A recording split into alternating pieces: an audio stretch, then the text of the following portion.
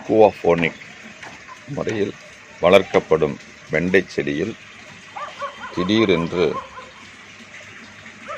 பாருங்கள், சிறு சிறு கண்ணுக்கு மிகவும் மெலிதாக புலப்படக்கூடிய ஒட்டுண்ணிகள் எல்லாவற்றையும் ஆக்கிரமிக்க ஆரம்பித்து விட்டது.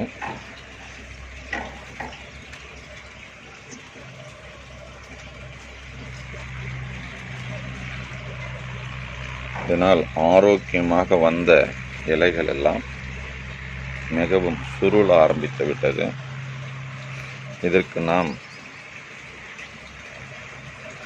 பூச்சிக்கொல்லியை தெளிக்க முடியாது. பூச்சிக்கொல்லி என்பது பூச்சியை அழிப்பது.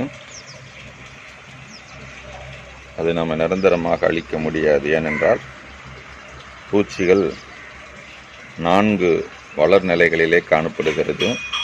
முட்டையாக இருக்கும், புழுவாக இருக்கும், கூட்டுப்புழுவாக இருக்கும், பூச்சியாக இருக்கும்.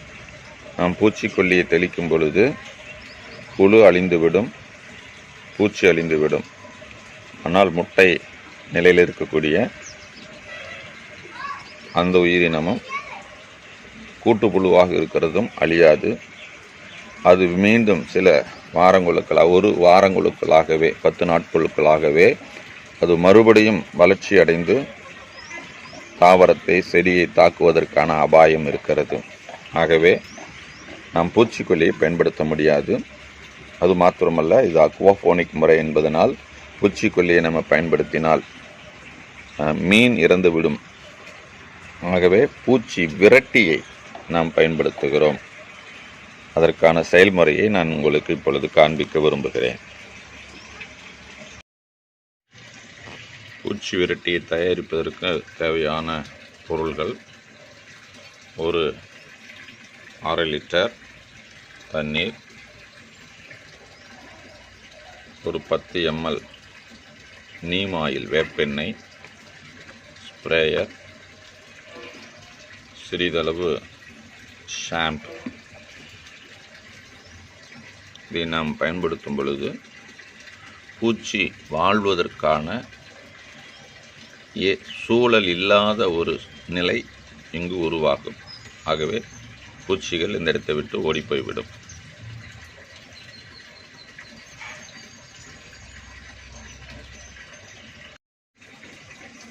இதில் தண்ணீர் 3/4 பாகத்துக்குள்ளது.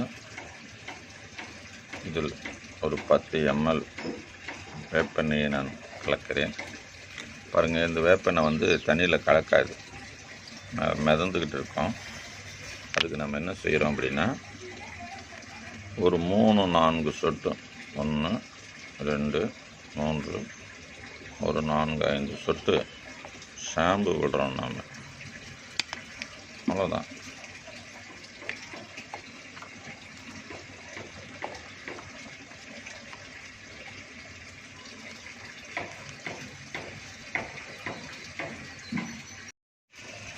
இப்பொழுது இதை நாம் நன்கு குலுக்கும்போது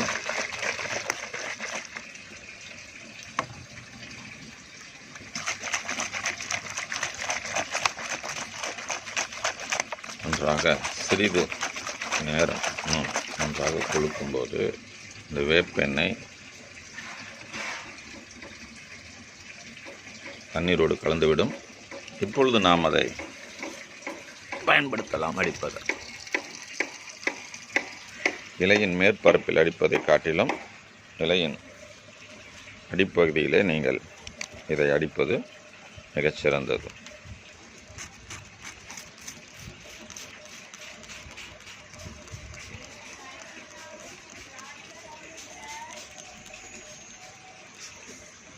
முடிந்த வரைக்கும் இலையின் அடிப்பகுதியில் இதை நீங்கள் பயன்படுத்துங்கள்.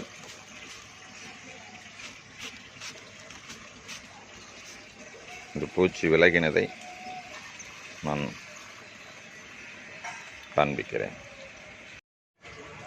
21ஆம் தேதி இதுக்கு நான் பூச்சி விரட்டி தெளித்தேன்.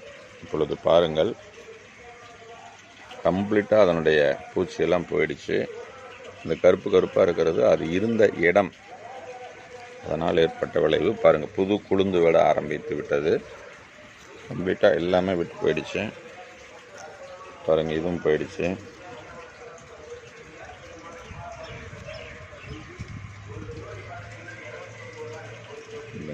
இந்த இலையிலையுமே